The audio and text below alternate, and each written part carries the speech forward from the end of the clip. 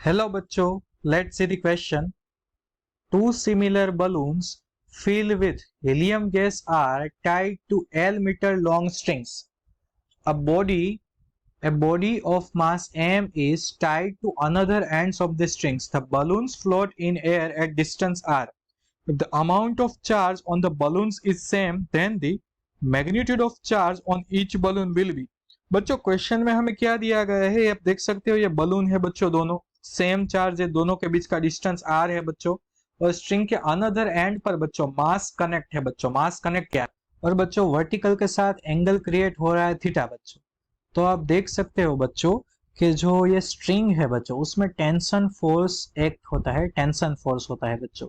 सो यहाँ पर दोनों का हो जाएगा बच्चों टी कोस थीटा, और यहाँ पर क्या आएगा बच्चों, हो जाएगा T sine theta, same side बच्चों टी साइन थीटा।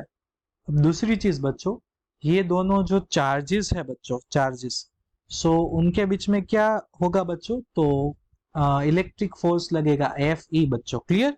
तो अब बच्चों आपको पता होना चाहिए कि यहाँ पर कौन सा वाला की कॉन्सेप्ट यूज होगा। तो बच्चों सबसे पहले हम यहाँ पर की कॉन्सेप्ट लिख लेते हैं बच्चों।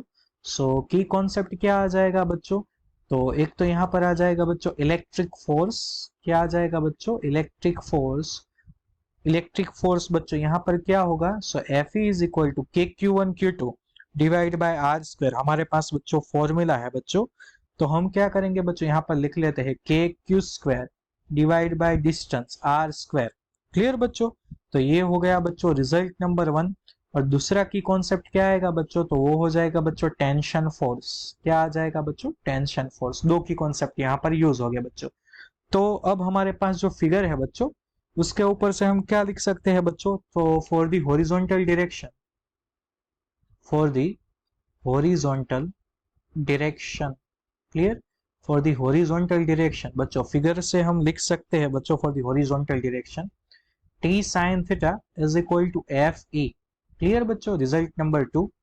और for the vertical direction, for the vertical direction बच्चों, वर्टिकल डायरेक्शन में डाउनवर्ड एम जी है बच्चों, और ऊपर two times T cos theta है बच्चों। सो 2t cos theta is equal to M जी।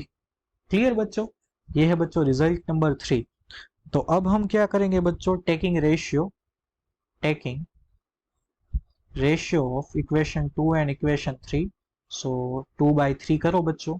सो यहाँ पर आ जाएगा बच्चों T sine theta divide by आ जाएगा बच्चों 2t cos थीटा, और सामने क्या आ जाएगा बच्चों, तो सामने आ जाएगा बच्चों F E divide by M G. यहाँ पर टी कैंसिल होगा बच्चों।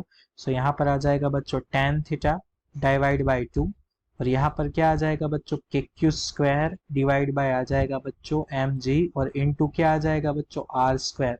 अब आपको क्यू फाइंड करना है बच्चों, तो आप क्यू को ऑब्जेक्ट बनाइए। तो आप क्यू को जब ऑब्जेक्ट बनाएंगे बच्चों तो रिजल्ट क्या आ जाएगा बच्चों, सो यहाँ पर आ जाएगा बच्चों M G R square divide by 2k into tan theta बच्चों, और क्यू स्क्वायर है तो हम अंडर रूट निकालेंगे, तो यहाँ पर आ जाएगा 1/2।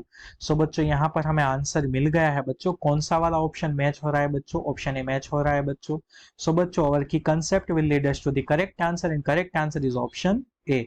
सो आई होप बच्चों you all understood it well. Best of luck.